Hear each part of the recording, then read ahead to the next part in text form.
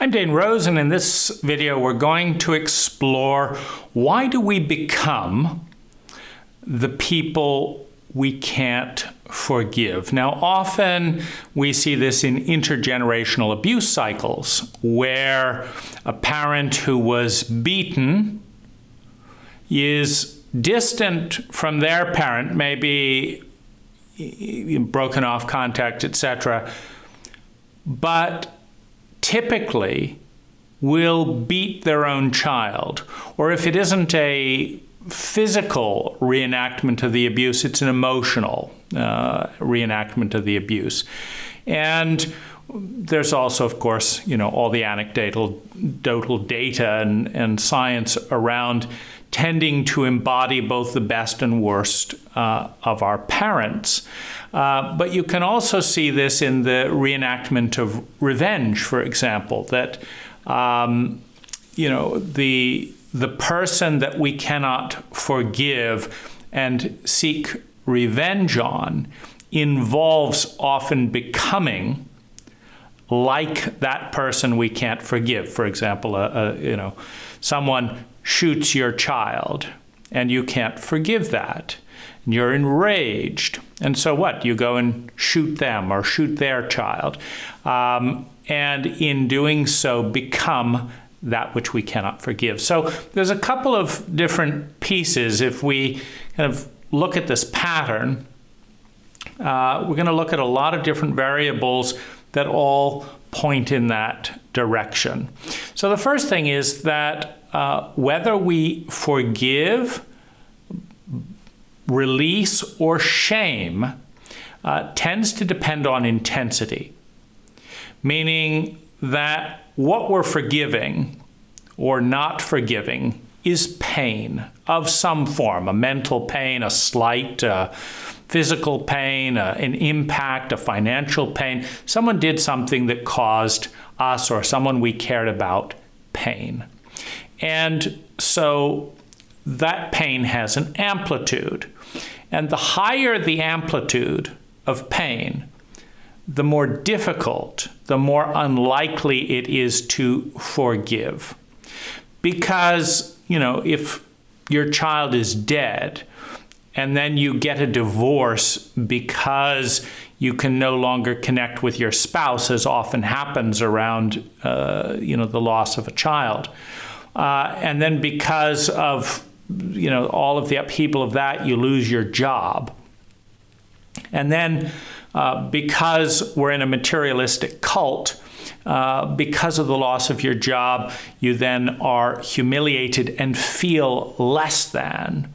And basically you recognize that you're in more pain than you ever thought possible, and you're in more pain than any other thing has brought to you in your life. And particularly if you believe that there was harm, like someone was trying to shoot your child as opposed to, they were out hunting and accidentally a gun went off, there will be a tendency to say, I will not forgive you.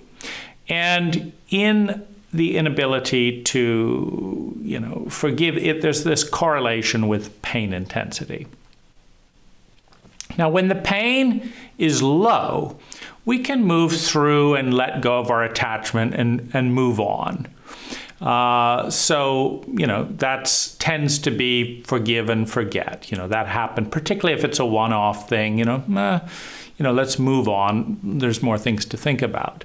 And we don't necessarily need to go out and change the person either. They step on someone's toe from time to time. We don't need to go on a big campaign. But if someone seems to be causing a large amount of pain, our attachment to imprisoning them or changing them or making them pay in some way goes up. And with that, it becomes more difficult to forgive. And there's a particular category of pain that's very important. It's called trauma. When the pain reaches a certain amplitude or magnitude, it threatens our identity. Now, our identity is composed by our habit. How do you know that's you? Or how do you know that this is me? Well, my face has a habit of contracting and looking like this and having this color. My voice has a habit of oscillating like this. And so there's a habit of behavior. There's a habit of thought that is part of that habit of behavior. You think certain thoughts, you make certain decisions, and then you act a certain way. Or there's unconscious, of course, behavior, as in vocal tone. You also have a habit of feeling. I look out here, I think about this, I feel this. I feel this in my body, I feel this in my heart. That's my habit. I have a habit of engaging in this way. And I recognize myself by that was how you thought and felt there, and that's how you thought and felt there, and that's how you thought and felt there. And there's a continuity in that. So I recognize myself. That's me, the one who regularly does that. Now, the drive to escape from, to avoid, to dissociate, to defend against pain is so high that at a certain amplitude of pain, we change identity. We change our habit of thinking, feeling, sensing, speaking, and doing. And we become a different person, a different identity, meaning we adopt a new habit. And when that habit of change happens uncontrollably, meaning we feel out of control, we become a different person, we lose it, for example, lose our temper, lose our identity, lose the ability to control our thoughts, our body, our feeling. We lose control. This is called trauma.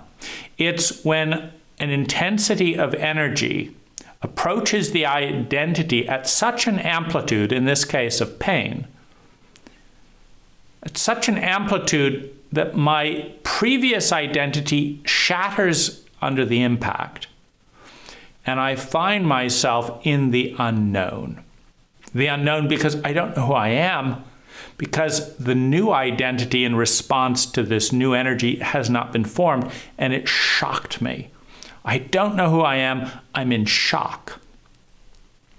Well, many of us have archetypal beliefs, fundamental beliefs, the evil of humankind based on the projection of our own fatal unlovability or whatever it is.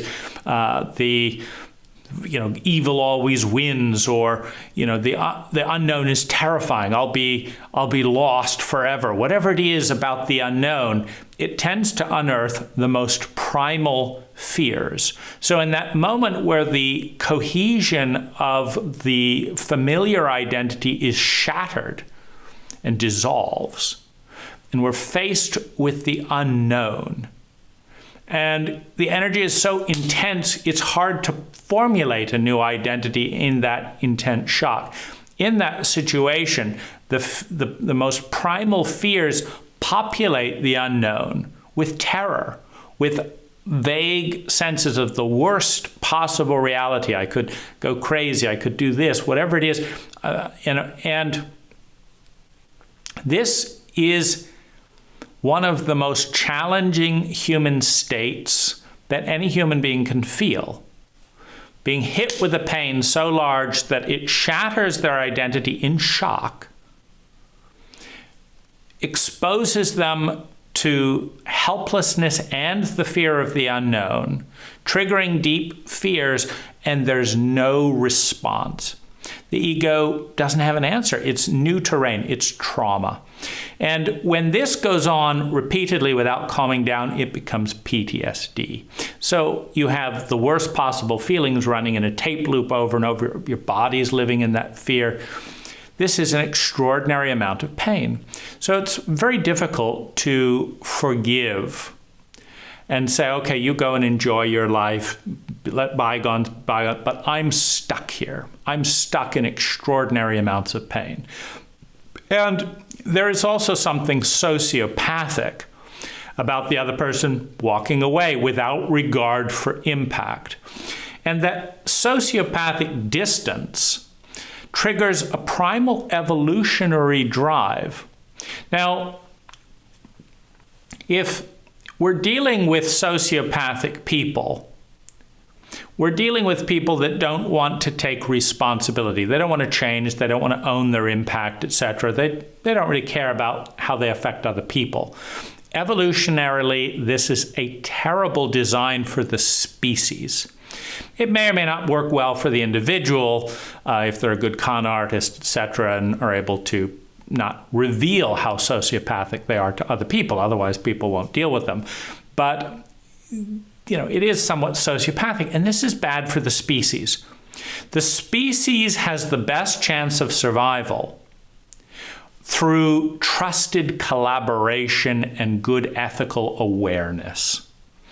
And yet, if someone is in a sociopathic state, they have no interest in other people. They're very myopic. They're not interested in the species. And so how do you get someone who doesn't care to care?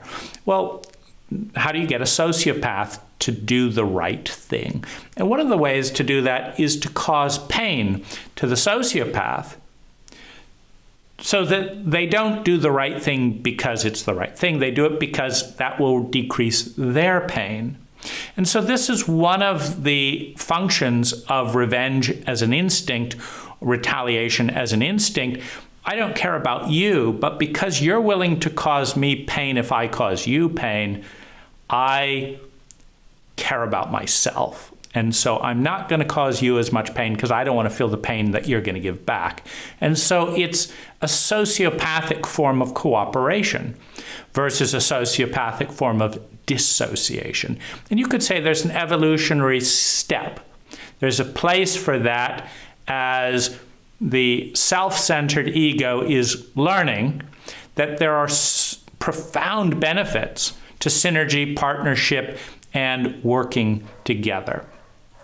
And so when the pain reaches a certain amplitude, it is not uncommon for there to be an obsession that the other person is going to feel this pain and going to understand it.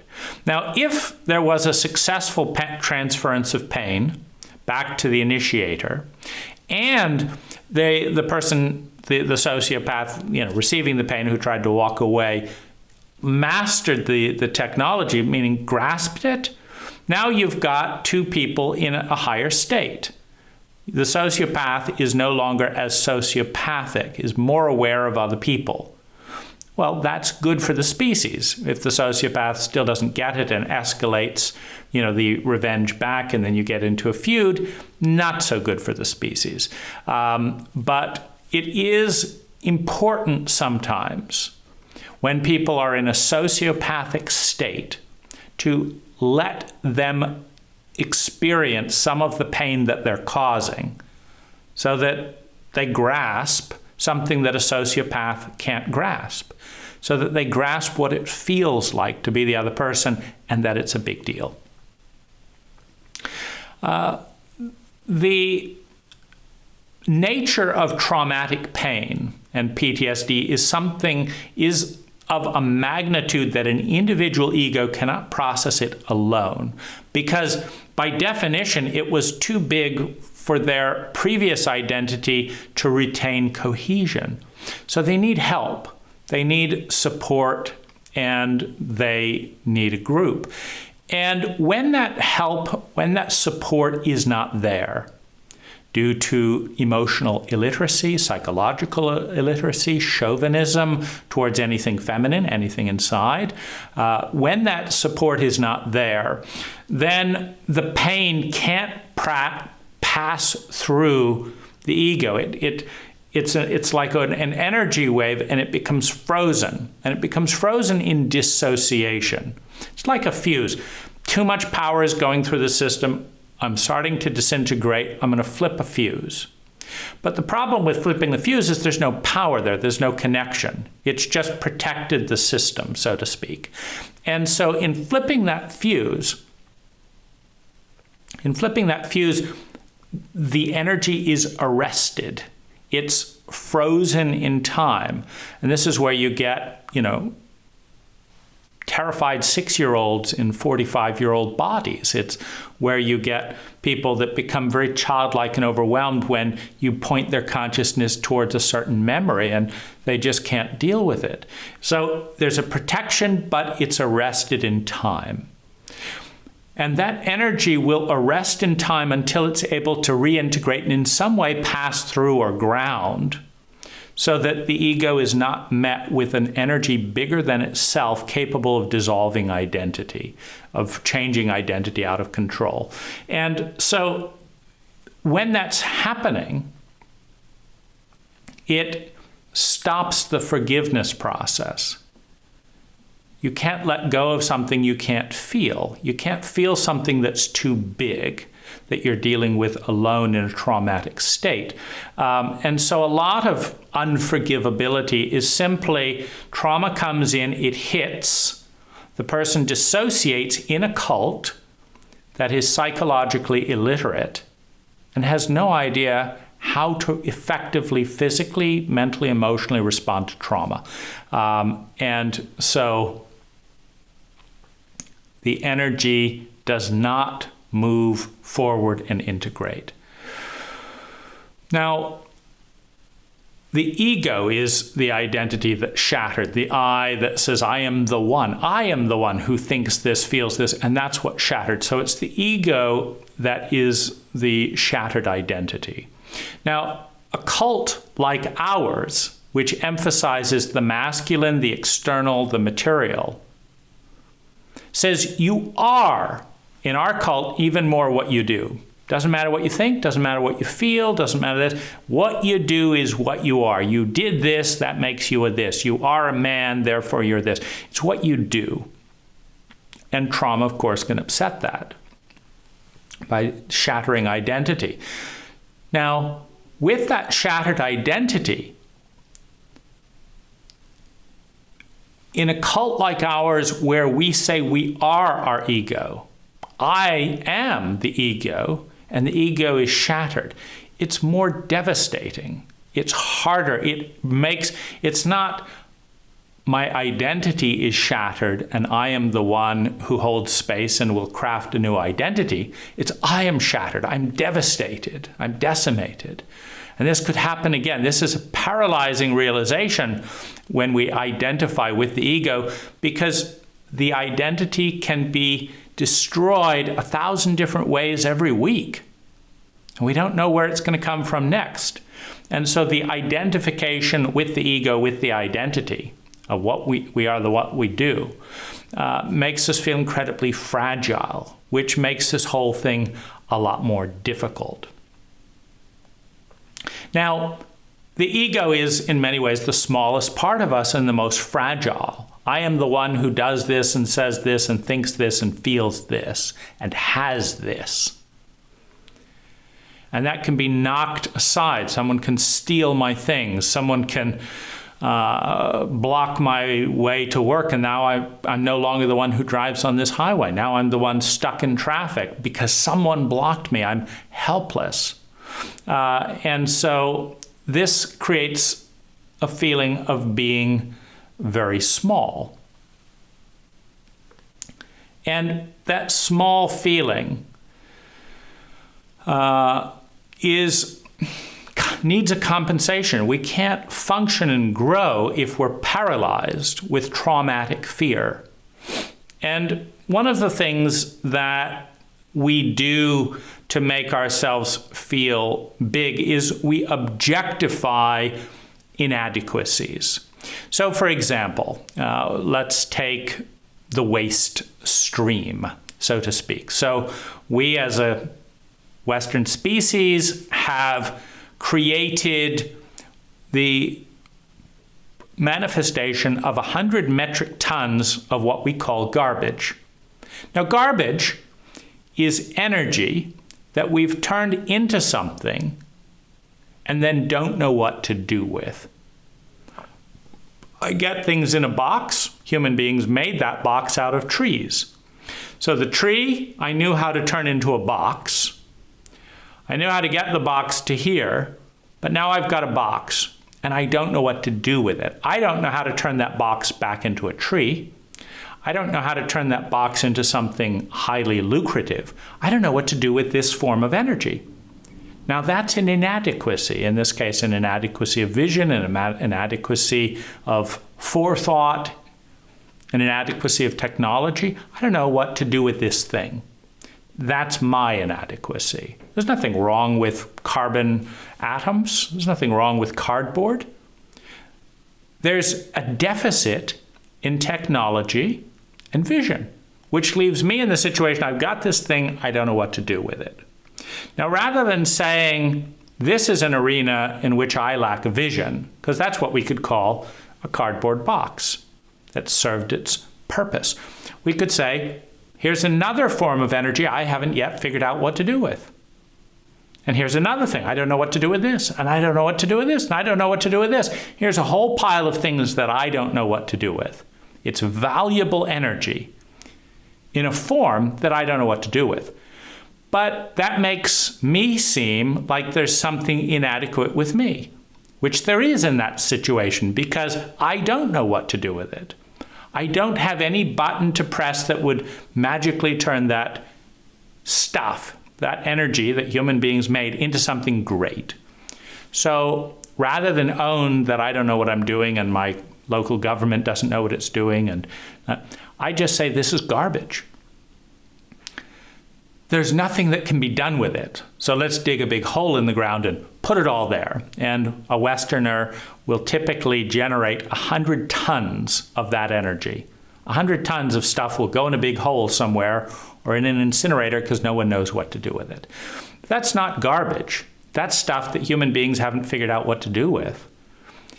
And so it's called garbage. And the same thing is done, as a compensation strategy around forgiveness. You have hurt me in such a way that I cannot forgive myself. I can't feel it. It's too painful. I cannot accept what's going on. I'm in resistance. I don't like it. I don't want it. I hate it. I don't want to feel it. And I can't forgive myself for participating in this. That means I cannot forgive the perpetrator, the one who took the initiatory action, or the one who suggested whatever it was. I can't forgive you. I, in a regressed, traumatic, massively in pain state, cannot forgive you.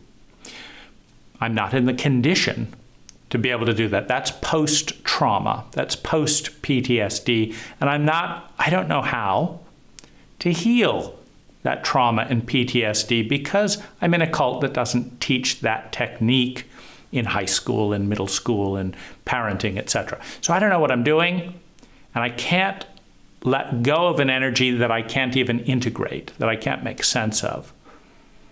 So I can't forgive you, but that makes me feel small again.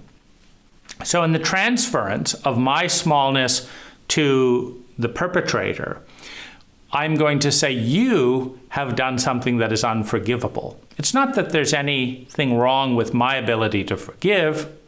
It's not that, I have a deficit in ability to forgive. It's that you have done something that is unforgivable. I could be the most amazing, perfect, loving Buddha in the world. But even Buddha, Jesus, anyone, they couldn't forgive you, because what you've done is unforgivable. So I don't need to work on my trauma or do any of that. I hate you. I will hate you for the rest of my life, because that is something that must be hated. It is unforgivable. And this helps to boost in two ways. One is, I'm the good person, you're bad, because you did the unforgivable thing. I didn't do the unforgivable thing. You did. You're bad. And you're bad forever because it's unforgivable. And the other thing is, the flaw is all in you, meaning you've done something unforgivable. You haven't done something that I'm incapable of forgiving. Now, you could forgive them, but I can't. And so this is, one of the facets and one of the tendencies. But as soon as we've labeled something as unforgivable and without any humility to examine that, and that's for all time, we've now made it less possible, because how could we forgive something that was unforgivable? It's technically impossible. And so that recategorization from I don't know how to forgive this to this is unforgivable can lock it in place psychologically and avoid the process of moving forward. The energy freezes around this whole terrain. So that is unforgivable. I will not forgive. The pain is too big, so I feel dissociated from it. If righteousness is brought in, that was a bad thing. The righteous blame anesthetizes the pain to a manageable level, but it doesn't help us deal with the pain. The culture, if we go into righteous blame around this, may also crystallize it by saying, that should never have happened, you're the victim, that's who you are, here's your new identity. We will support you and value you as a victim, as the identity of the one who was victimized. That's who this person is. Don't expect any change or anything from them. They are the person who lives in this wound. The person who acted out the unforgivable act is also stuck if they believe that they are unforgivable. And many times they do, and that's part of the process of behaving unforgivably is to, I am unforgivable, therefore I have to be consistent with that, so I will behave unforgivably. Now, energy that is denied love. So if you look at the pattern of energy that goes into a wound, there's thought and intensity that goes into an action, and then the action has impact and ripples forward, and then it's received. And then you have thoughts about it, and then you have feelings and sensations about it. And all of that is energy that's in a pattern of memory, a pattern of experience. And it's difficult for that pattern to shift if both people are in a frozen place about it. I'm unforgivable, so therefore I can't forgive myself or change or anything. I'm just a bad person, and I can't deal with that, so I'm going to deny it and suppress it. And then because I'm suppressing it, I'm going to end up doing it again, and then I'm going to deny and suppress that. And you are unforgivable, therefore I'm not doing my work, to become free of that particular belief. It all results in that energy field being denied support, awareness, love, all of the things that could transform the energy. So energy that is denied love and awareness and flow, because if you think of like a river, if it hasn't been contaminated, river water is some of the most healthy water to drink. And the reason is it's alive, it's flow. Bacteria and slime is not growing in a rapidly flowing whitewater river. Where bacteria and slime grow is in a stagnant pool that's not being oxygenated, that has no flow, where it's dammed up. And the same is true with our energy as well. The energy that seems to be healthiest in us is the energy that gets support, understanding, empathy, engagement, and this energy moves along, and develops. But an energy that is cut off, isolated, taboo, shamed, hated, does not grow and evolve. If anything, it gets darker and calcifies and deteriorates in its dissociated, unloved, and hated state. And in immature cultures such as our own, where we do not teach the technology of trauma prevention and repair, which is a key part in the technology of forgiveness, which we also don't teach the technology. We teach the shame, you should forgive so-and-so unless, unless you should kill them or your country's at war with them. There's lots of disintegrated messages there. But in this hated state, the energy deteriorates, which means the pattern is likely to repeat the same or worse, maybe in another area, maybe behind closed doors because it's been attacked so much. But it's very difficult for a pattern to transcend and move through when it is hated, denied, feared, ashamed of, etc., because those are all deteriorating, destructive energies for any pattern. And the shape that a deteriorating, hated energy tends to take is the shape of what is hated, because that's where the projection is. There's a very strong psychological drive for energy to take the form that is being projected.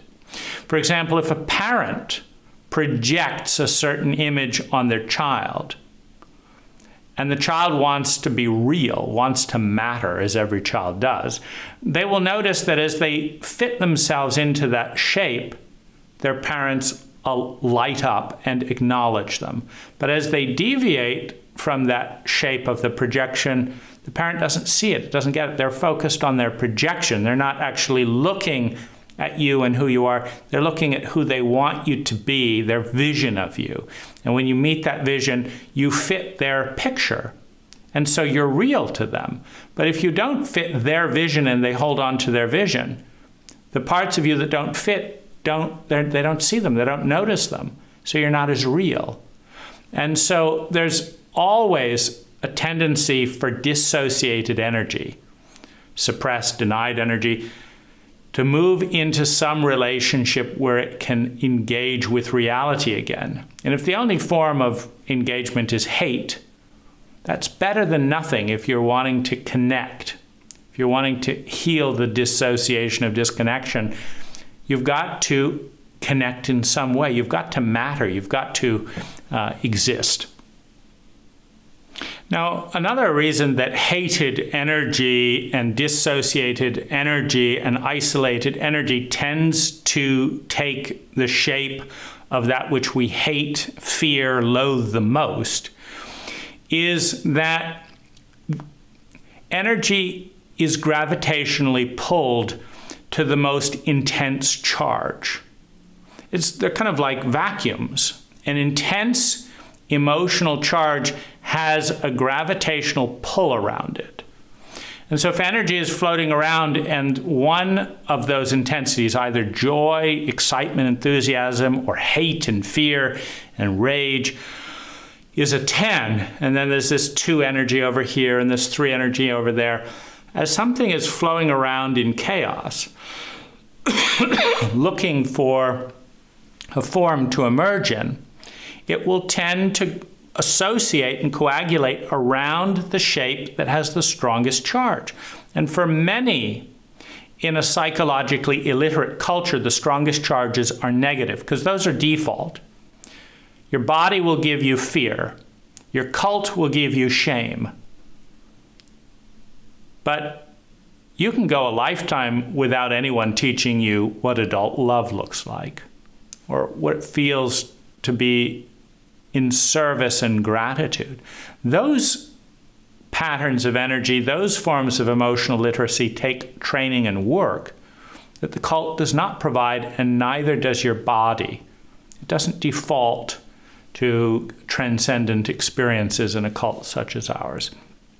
So often the strongest charges are negative: fear, hate, rage, etc. And so that energy that's in pain anyway will often take the form of that which is most hated. And it's one of the reasons that if someone really hates a parent for doing something, and they become a parent without digesting and processing and releasing that hatred, they are very likely to find themselves doing the very thing they hated their parent for doing.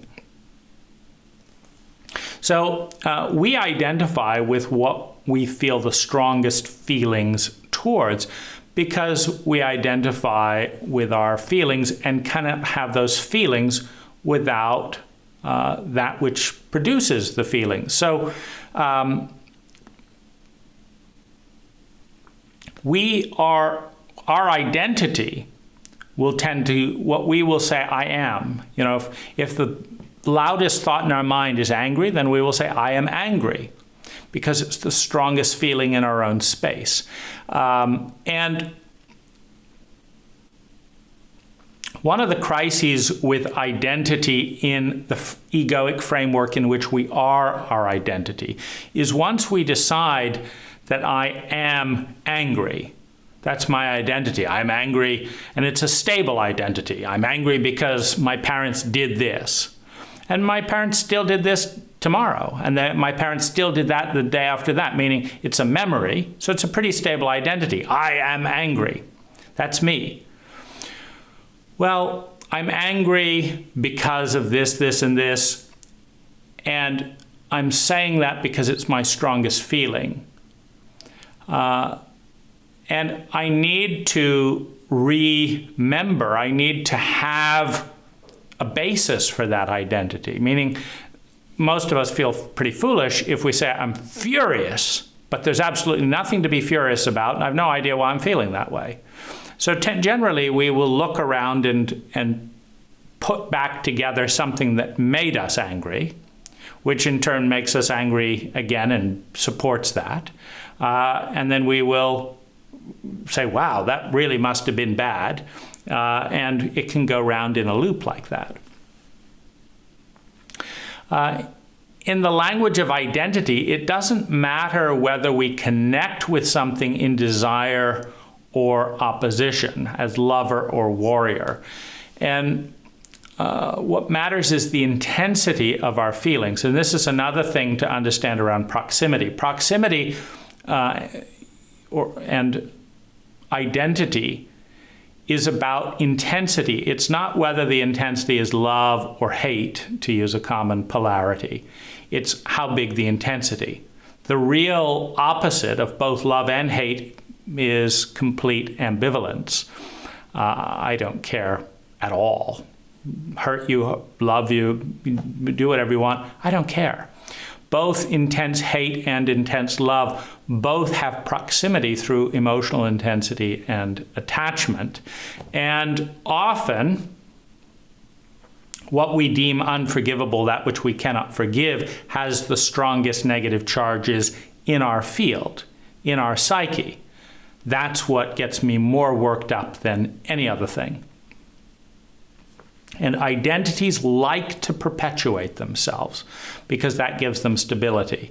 So if I am an angry person and all the reasons to be angry seem to be slipping away, I've got to go find something new, maybe reenact the unforgivable things so that I have a basis to be who I am, i.e., an enraged, injured, angry person.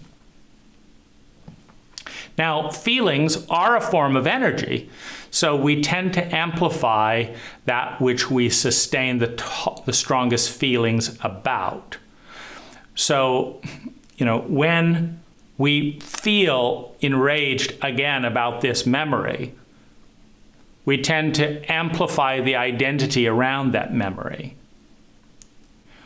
The memory that we've just identified with and amplified then has more impact, and so you can create an endless loop that is self-perpetuating.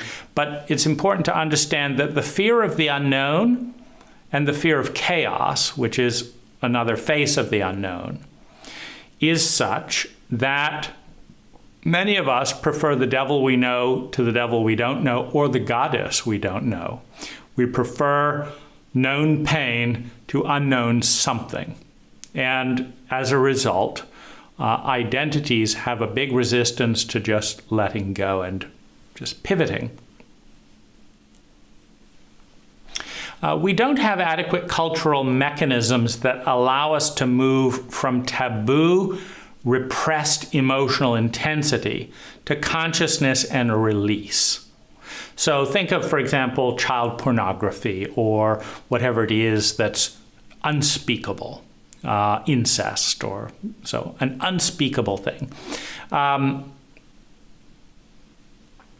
cult doesn't provide a mechanism to move from fear of that, shame of that, taboo, repressed, all this, I'm going to get caught, and then it builds up more energy, etc. Intensity to consciousness and release of that pattern of energy. Taboo energy is first denied and repressed, and then it becomes used to define us as someone who those symptoms of rape, emerged in. So if it tends to be suppressed and denied because there's no place to release it in the cult, then it explodes as repressed energy into form. And once taken form, then it goes from something that's denied and taboo to talk about to something that's vilified and dissociated with, which tends to lock the identity in place. And a new scapegoat for the cult's taboo has been found, while the cult, of course, pretends to be above the shadow expression of the cult, meaning the cult is the manufacturer of pedophilia, but the cult never owns the mechanism through which it generates one generation of pedophiles after another. And even the label or the identity of defining someone by their worst trait. You look at the label of a murderer. You are a murderer. You see, but we don't say you are a car parker. You are a breather. Well, how many minutes do most people who have murdered one or a few people spend murdering? 5 minutes, 10 minutes of their entire life, an hour. So you murdered someone for 1 hour of your life. You breathed all the time. But you are the worst thing you have ever done. That's your identity. And so there's a tendency to move from shadow, taboo, cult, and repression, which stops consciousness coming into this thing. Because let's say there was a pedophile shame and integration thing, and you were considered a hero for going to that. Then they'd say, of course, our culture is dysfunctional. We produce pedophiles, but at least we have the decency to help them get out of the taboo that we've, created in a variety of ways. And one of the ways that we create pedophilia is by sexual abuse of young children. Another is by the repression around sexuality in young people. Another is the amount of humiliation in young people exploring sexuality. And yet another is freezing someone's emotional age at age 7 through trauma and then leaving the person there for a lifetime. Well, if someone's emotional age is 7 and their body starts experiencing an eruption of hormones that stimulate sexuality, and they're in a sex-obsessed culture where everyone's talking about it and measuring it, etc., and they think that they should be having sex. Well, who does a 7-year-old want to have sex with?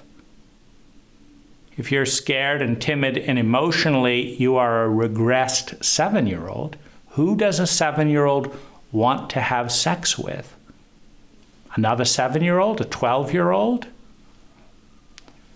Projection of older sister, older brother? Who is that?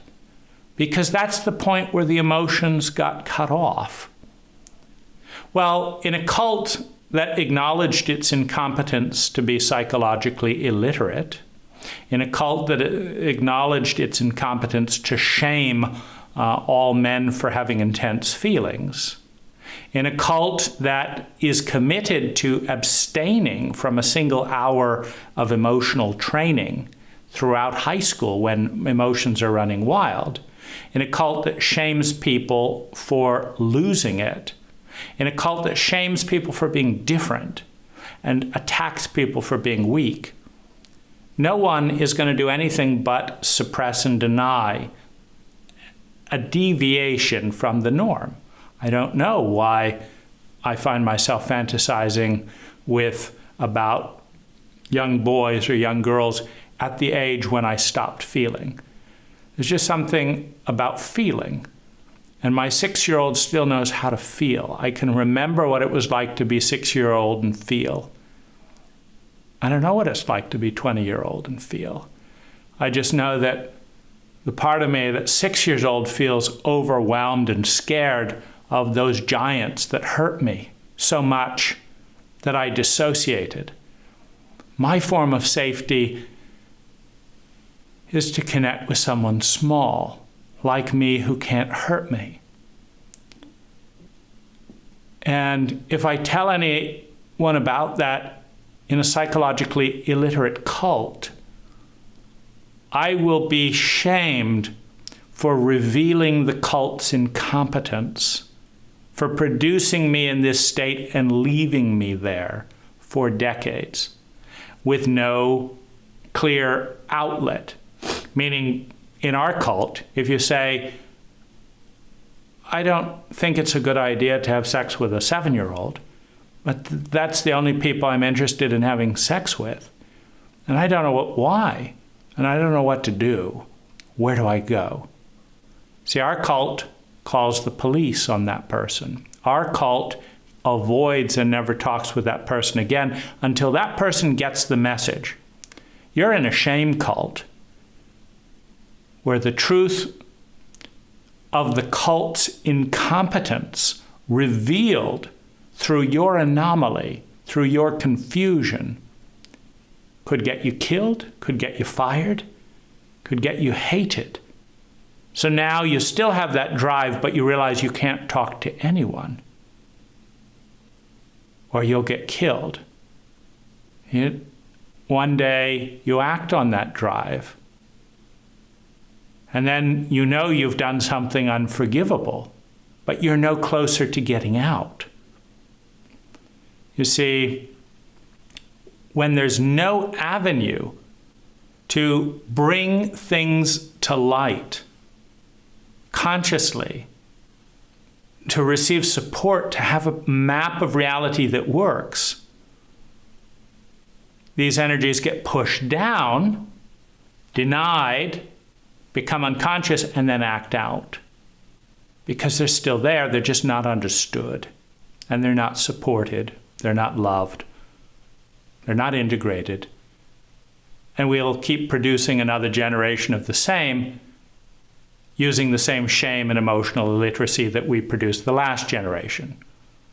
And heaven hope you don't get caught, because this cult doesn't know what to do with you other than to transfer its own inadequacy on its scapegoats and hate them and kill them and stone them, or whatever it is that we've been doing to scapegoats since the beginning of time. Often, a lack of forgiveness crystallizes with the intention to do the opposite of the unforgivable act.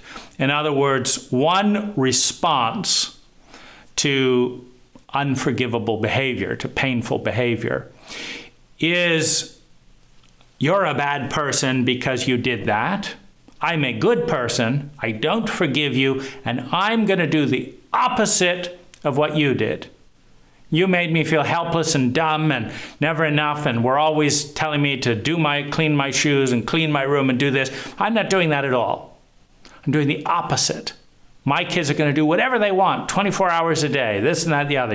I'm going to do the opposite, but the reference point is disgust, criticism, and hate for a pattern of energy. So this is the pattern of energy, and it's become my compass. Not to do it, but to do the exact opposite. So the East is evil. The East is bad. The East did this wrong, and this wrong, and this wrong, and this wrong. The West is good. I'm going to do the opposite. And I'm going to search for my definition of direction by the polarity. You said you hit me. I'm never going to hit anyone. You humiliated me. I'm not even going to say anything. I'm going to do the exact opposite. Whatever my kid says, I'm going to say you're the most wonderful person who's ever existed. Whatever. I'm going to do the exact opposite. Well, when you travel west far enough, reality is circular, and you come back east, and you end up being very close emotionally, if not in physicality, to what you were trying to avoid. Opposites do meet in the circular nature of reality. You travel west far enough, you come out east. And if your whole guiding line is to avoid this, and that's your sole reference point, you're not likely to go north and south. You're likely to always aim to the exact opposite. You think about this, you say, I'm going to do the opposite of that, and you head off in such a line that you end up coming back, where sometimes you can discover, like, I'm never going to discipline my children. And so they act up and act up and act up and act up and act up. And then suddenly I lose it. And I not only have undisciplined children that have low regulation skills, now I'm lost it as well, and I'm hitting the hell out of them, and I've just lost it. And then I tighten up again. I'm going to do the exact opposite again. Whereas there's not the range to respond to an actual desired goal. It's in opposition to something. And it's very difficult to fully leave the set or leave the dynamic, the probability field of something when you're holding it in view as your primary reference point all the time. And you can't see other alternatives to do something to the left of it, to the right of it, north and south. And there's whole journeys that you could take for a lifetime and never end up back in that position. But if you head due west in opposition to due east, and you just keep driving that way, you will eventually and inevitably come back into contact with what it is that you're in opposition to and trying to avoid. And we see this in, dictatorships. The dictatorship bullies the opposition. The opposition is determined to get rid of the dictatorship. For what? For freedom, so they won't bully. But often by the time the opposition has used all the tactics necessary to punish the dictator, they have become the dictator. And so the oppressed become the oppressors. The amount of hostility and humiliation that goes on towards the Arabs going through Jewish checkpoints. Tremendous hostility as the oppressed become the new oppressors in a new role of power. Another facet is the brain's search for symmetry. And it kind of works like this. We have language. Language is used to label things. If I say that this is a hand, and my brain accepts that command, says, okay, anytime I see this 5-finger thing, it's a hand. So hand now equals this. Or another way of saying that is that y equals 2. So hand equals this thing, y equals 2. Then y equals 2 in all of the equations of the brain. If I call this a hand and believe it, then anytime my brain sees a 5, it says that's a hand. And where this becomes complicated or can backfire in the effort to release and forgive a pattern is that if hitting is unforgivable, let's say that was the thing that so-and-so did that was unforgivable, I will never forgive them, they hit me. So hitting equals unlovability, unforgivability, y equals 2.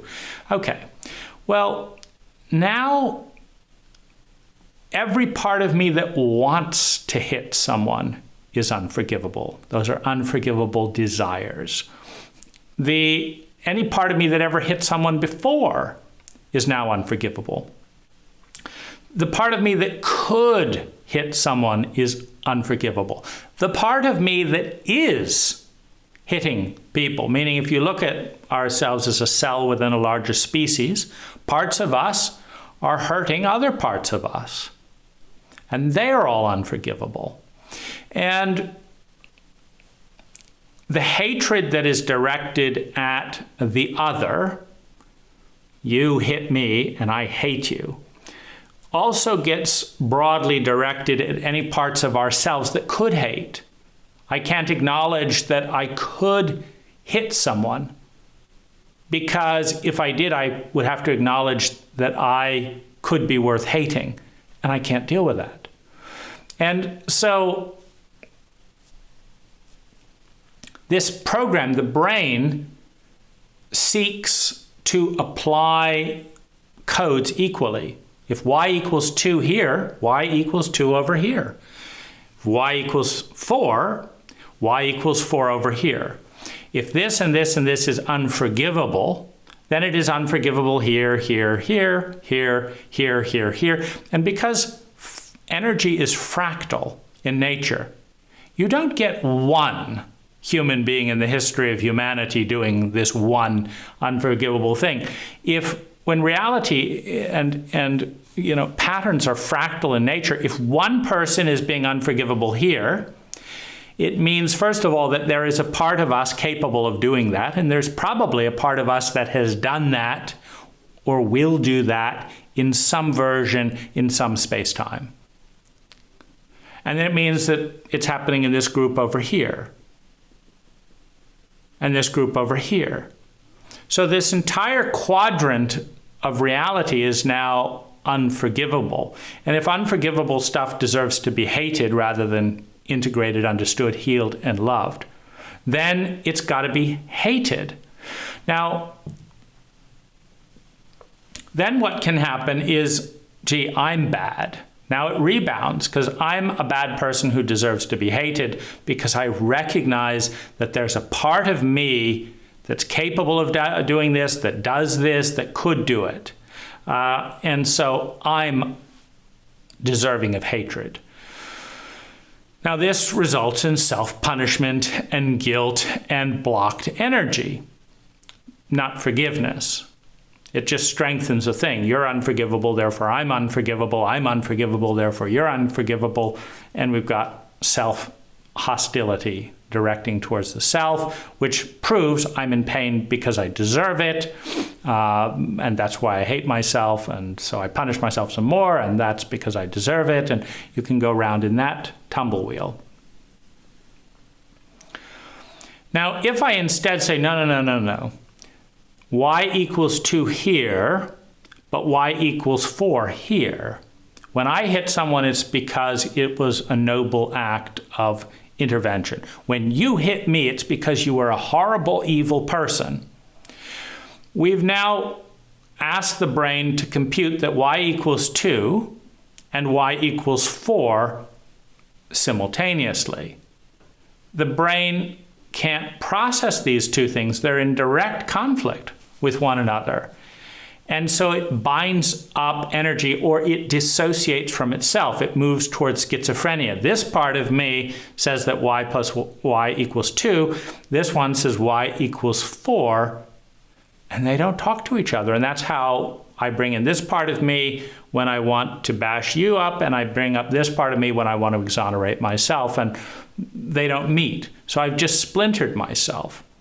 Now, splintering the self and splintering equations like this, y equals 2 over here, y equals 4 over here, creates dissociation from reality, leads in the direction of insanity.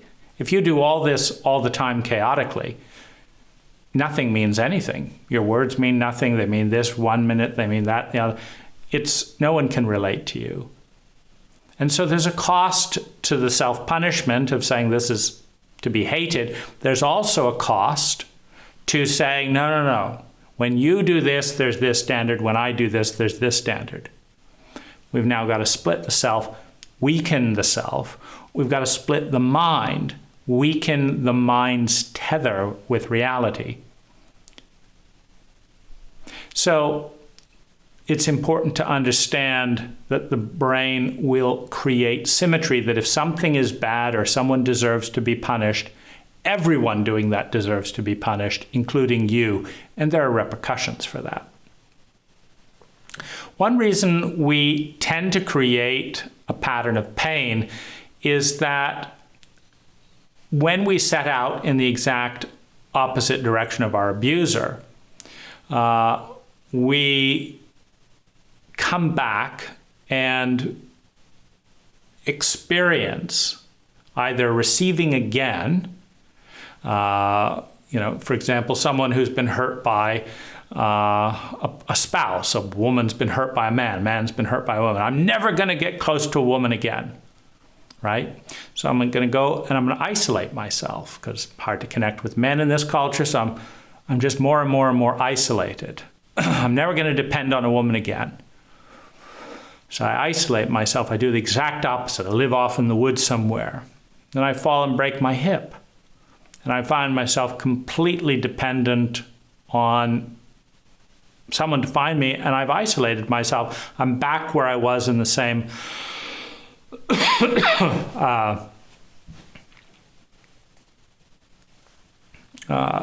I'm back in the same place because everything I'm doing is trying to avoid that.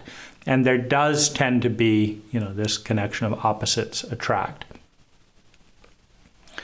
Another reason we tend to become what we despise and not forgive is the law of growth. Now, the law of growth, the law of life, could be summed up as nature's plan to create everything imaginable in ecological relationship with everything else. Every species that can possibly come into being, give it a shot. And that which grows and makes it will get more shots and continue. And every species deviates. Every species produces anomalies. That's how evolution occurs. Is one person is much more sensitive than another person. And then you see, in this environment, that person took off. In this environment, they were crushed. If all of the sensitive ones are crushed, then that trait dies out. And other anomalies, this person has more hearing. Suddenly they advance in the cult, their offspring do better. Now more and more people have better hearing, and that group rises up. Now that trait takes off. So nature has a guaranteed winning hand because it's playing all the cards in all configurations and making new cards all the time, and one of them always wins. Nature's got all the hands. It's like nature's everyone at the table. All the humans and all the non-humans. Is nature going to win? She's got them all. If the humans win, nature wins. Humans are part of nature. If the animals win and humans die out, nature wins. Animals are part of nature. No matter what happens, life grows. Life reaches out and seeks to become all that it can be. And it's a program of intelligence where the most efficient energy pattern wins. Meaning if you come out tomorrow with a way to make money easier than any other way that's been found to make money, and it proves scientific and holds up and anyone can do it, everyone is going to adopt your anomaly. Now, your anomaly didn't exist an hour ago. Then you had the idea, then it worked. Now one person is doing that. If you share the pattern with everyone or people observe you and it's an intelligent pattern, more and more people do it. And as their reality improves by doing a better pattern, other people copy and more people do it. So one person's excellent pattern can become the entire next wave of the species, and that's nature's game. Create lots of diversity. This one didn't work, this one didn't work, this one didn't work, this one didn't work, that one didn't work. 10 million didn't work, but this one did, and that grows and explodes. And the most intelligent patterns of energy consume the less intelligent patterns of energy. You look at capital. If an investment gives a higher return consistently than other forms, the money is pulled out of the underperforming company, which means they perform even worse, and invested into the highly performing company, which means they perform even better. And as long as that trend continues, money will flow into that company until it's until a better one comes along. When a better company comes along, all the money will flow out of that company into the new company, because the new company has figured out a more efficient way to generate value than the old company. And that's how life grows. But life's got a winning hand because life's not egotistical. It doesn't matter to life whether Joe has the winning hand or Mary does. What matters is someone does, and it's all part of life. And so we continue to create more and more diversity, more and more intelligently, and learn and discover what wins. How do we create the most amount of sustainable value for the least amount of energy? It's called grace. It's called symmetry. It's called balance. It's called loving. It's called partnering. It's called excellence. It's intelligent. And nature rewards, reality rewards, we reward intelligent. Now, in order for us to grow and become more intelligent, we have to be more aware. And in order to become more aware, we have to stop blocking and fighting certain energies and grow through and beyond those energies. We have to transcend. That's how we grow through a field of energy.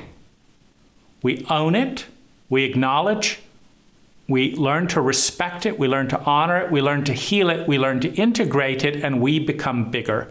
It's called adult love. Now, reality and the self operates on a radius principle. So let's say you want to evolve your eyesight, get some better glasses. Well, let's say your glasses improve from you can see things 20 yards away to now you can see things 100 yards away. And when you're looking forward, you're really happy because now you can see what you want to see 100 yards away. But if you turn to the right and the left, you can also see 100 yards here and 100 yards here. Because an ability, whether it's an ability in consciousness, ability in sight, an ability in hearing, an ability in comprehension, operates in a circular shape. When we expand our radius, we expand our radius in all directions. And as we're growing and expanding, there is a point in every growing and expanding process when we encounter what we've denied, ignored, blocked, made taboo, etc. We encounter it because we're expanding our awareness through language, through technology, through confidence, through practice, we're expanding our awareness. And you can't expand your awareness indefinitely and still hide, block, resist, suppress anything. So for us to reach our potential and do our service to participate in intelligent life and life's game, we've got to keep growing. And so we do. We keep getting nudging to get bigger, to grow. And one person falls by the wayside, another takes their place. And again, tries to keep growing, to reach our potential. One human being after another, one generation after another. Where can we grow the most? How can we expand? Now, if we meet something we have labeled unforgivable in that radius, the radius expands another foot, and then as we're going around, we hit that object, and so we recoil. Okay, I'm not going to grow. I don't want to touch that unforgivable thing. I'm going to look over here, and I'm going to stay small because I don't want to feel that. So we can stay small. But life loses when we stay small, when we stop growing. And so one of the things that life does is part of this whole protocol of becoming the abuser is a way of confronting that which we're avoiding in the other.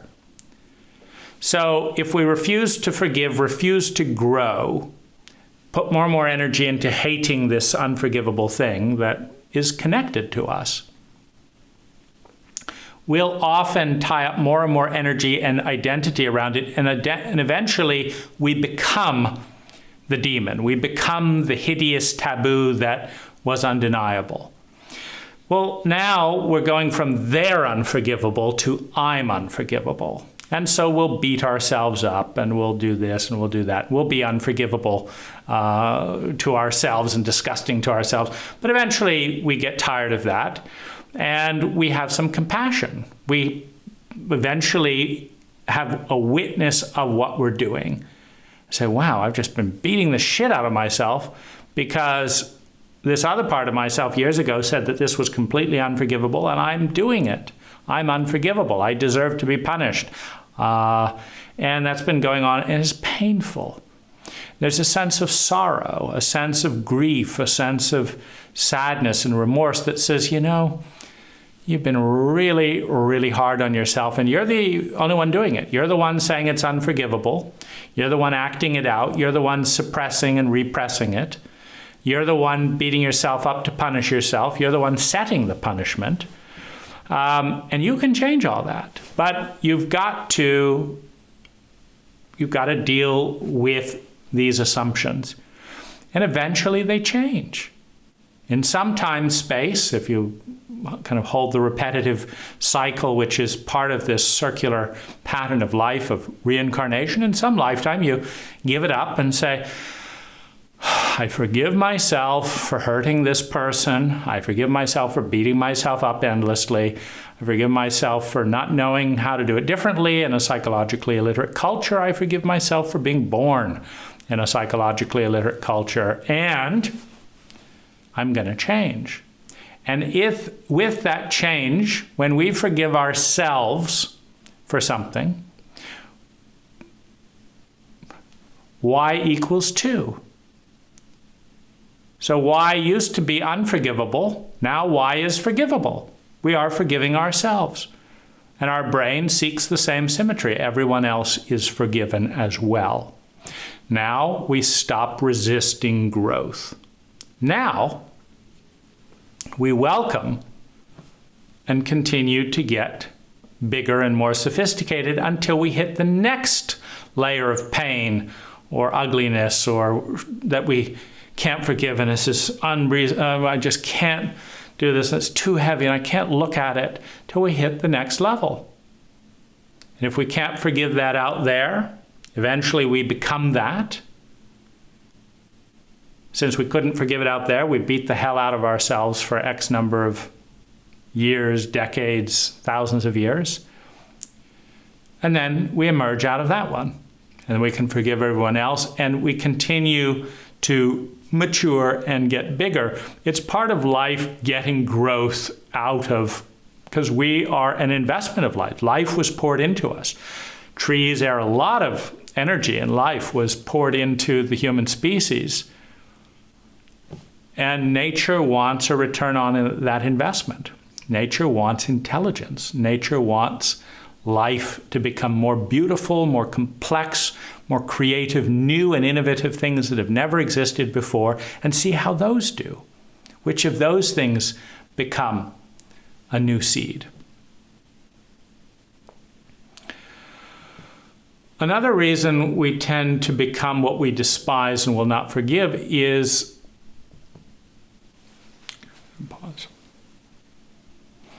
I'll actually pivot to say that suppressed and denied energy cannot be loved because it's suppressed, denied, and dissociated. And so, we tend to look at the viral nature of abuse patterns. So-and-so hit me, now I hit them, then they hit them, and then everyone else who watched thought that hitting was okay because nobody stopped it, and it just becomes a norm that people hit each other.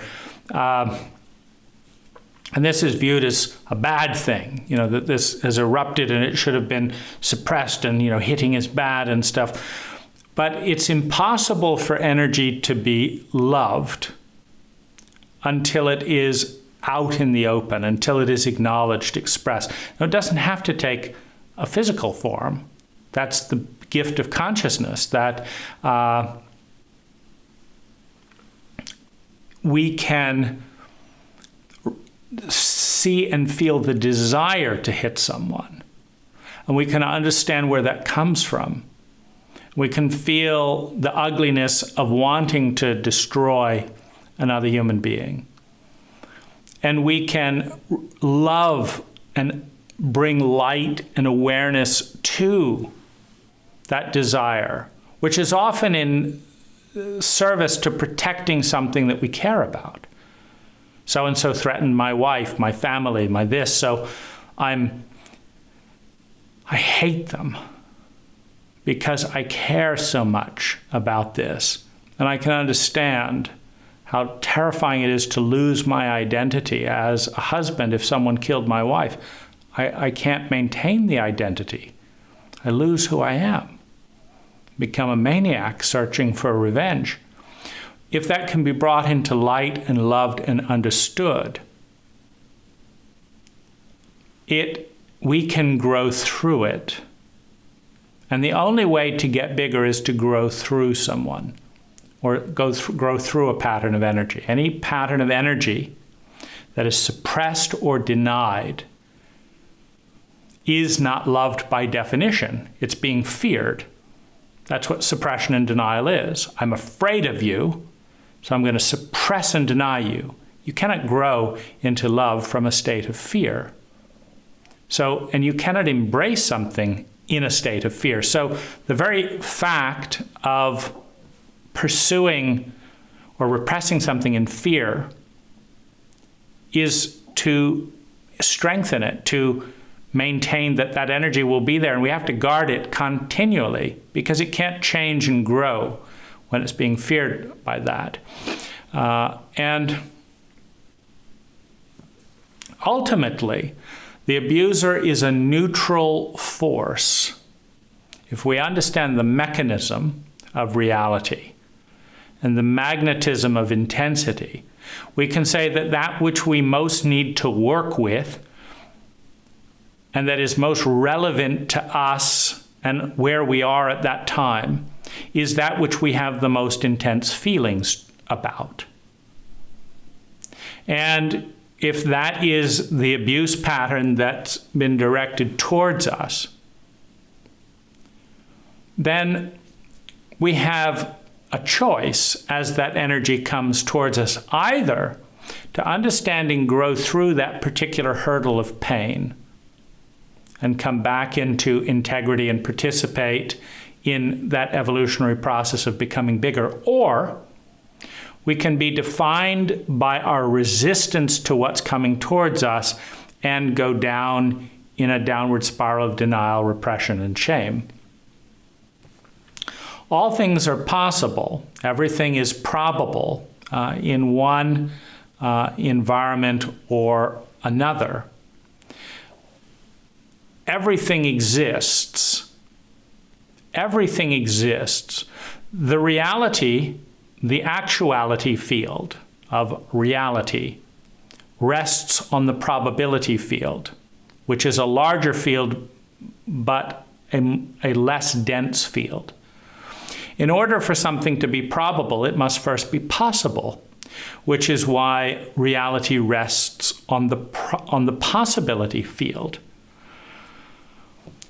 Everything we know of in reality exists within the possibility field.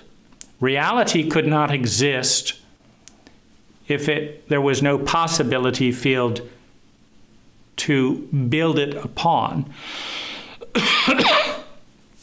And possibility couldn't exist without every facet of reality. Every single one of us, every single thing that has, will, or is in existence, is part of the possibility field. If it did not exist, the possibility field, which is the full circle of everything, could not exist. If there was no full circle of everything, there could be no probability, which is possibility squared. and there would be no reality, which is probability squared. We are an integral equation in the possibility field. Without us existing, all possibility could not exist. Because just as y equals 2 in our brain, which seeks integrity, the code, the possibility field equals all possibility, cannot exclude us. Which means that without us, without this unique shape that is us, all possibility would collapse. It's everything or nothing. In this way, a culture learns that it is an act of self-loathing to fail to address the science of maturation, of parenting, of psychology, in the way it is committed to this point to avoiding. Every failure of an individual within a culture teaches the energy pattern that is that culture about the changes needed to develop that culture. So if our culture, a particular protocol of education and parenting and parental illiteracy, etc., leads to X number of juveniles committing murder, and then in another culture we see a different statistic of how many children commit murder with using a different protocol, it teaches us, it teaches the culture and the individual through, which is the conscious lens of the culture. It teaches the culture about what does and doesn't work, which is essential for life's continuance, because a culture is an operating system for organizing individuals. Individuals reach their potential not in isolation, but in partnership with the cults in which they were born, with the cults in which they associate. In order to reach that fullest potential as an individual, it must be in community, in the complexity that is only possible through specialization in partnership and in synergy. And in order for that to happen, a cult must evolve. Its protocols must become more sophisticated, more effective, more intelligent.